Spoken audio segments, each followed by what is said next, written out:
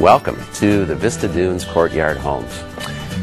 This has been a 4-year endeavor, one that we undertook on behalf of the La Quinta Redevelopment Agency and the City of La Quinta to further the city's mission of providing affordable housing for its residents and the community.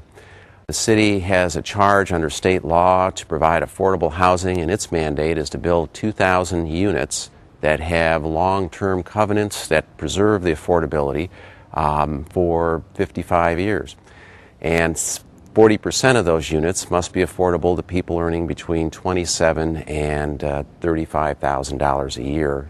In 2003, we identified a strategy for the La Quinta City Council to move beyond greenfield development and get into recycling a neighborhood that definitely was dilapidated and replacing the 92 single-wide travel trailers with 80 housing units that would be affordable to very low-income families. What's unique about this development is that the City of La Quinta, through its redevelopment agency, is the developer. The rationale for doing that was to not have a middle person in the equation. That way we could reduce costs and put more of that cost savings into the units. We came up with this design through a design team that we have worked with for a number of years, trying to bring smart development and smart redevelopment efforts to communities. So we had this long, thin site. We had to drive people deep into it. And so the idea was then, how can we kind of stitch it all back together in a place that felt like a community? Well, beyond all those parking courts, and the units themselves is a kind of paseo system that is a pedestrian-only zone that brings everything together and stitches all the amenities of the site together in a way that you could safely walk and connect to everybody else. And go past these play spaces that temporarily or occasionally park a car and into front doors of houses and feel connected to your neighbors and so on. So that was the big idea. Before we actually went into the construction of the project, we had also simultaneously I had learned that Lead for Homes was releasing a pilot program, which is different than the rest of the LEAD program and specifically geared towards Lead for Homes. So being involved in USGBC and therefore LEAD, I looked into it a little bit more and actually found out that a lot of the ideas from the project here were in part of the requirements of the Lead for Homes scope. We then moved forward with relocation that was met with great resistance at first.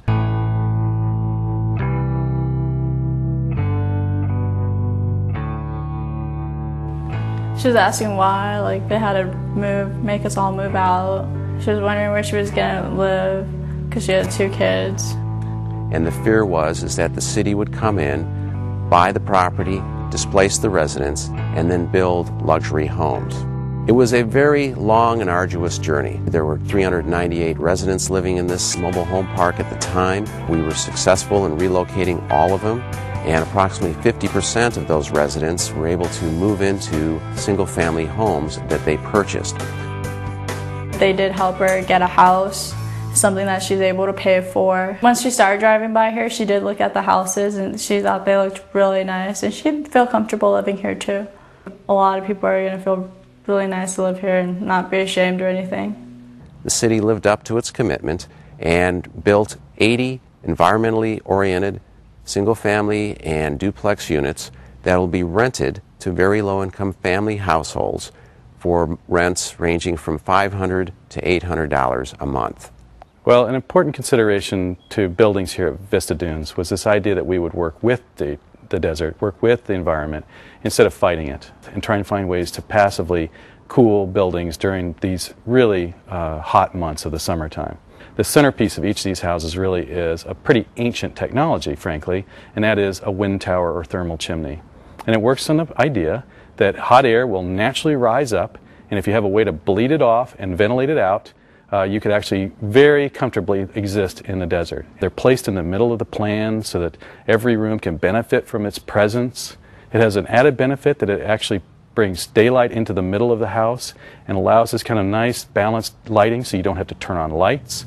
And we think it really will help cut down on the energy use and make it a lot more comfortable to exist here without turning on a switch.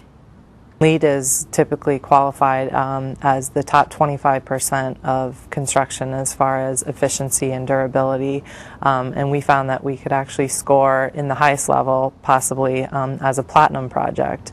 This would be the first affordable housing project to score actually even gold or platinum, and that's still current to date. The city of La Quinta has pretty stringent requirements on water use. It is a desert area. Therefore, our landscape was already had most of the ideas of the LEED program incorporated into that, and we're scoring very high in the landscape area.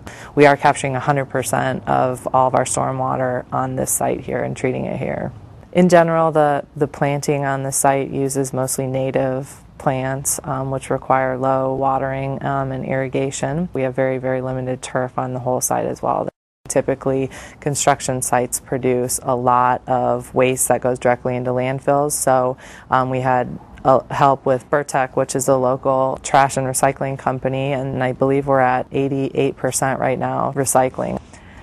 So one of the good ideas that we have brought with us from this LEED for Homes program is the education and awareness, and this helps tie together the entire process from the original design team on through the construction team and on to the future tenant, and that's part of the requirements of this program. I moved in 24 hours ago, and it's been really fun. I'm a single mother on my own doing it by myself, and I love it's so cool here. It's a different, whole new opportunity. Frank and John told me that there's a DVD, and I said, wow, new apartment. It comes with the DVD, how 2008, because there's a lot of gadgets and gizmos that I don't know how to use yet.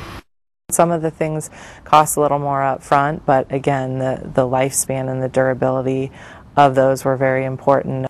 We're definitely keeping true to our word on that and making sure that this site is as great as it is today, 20 years from now.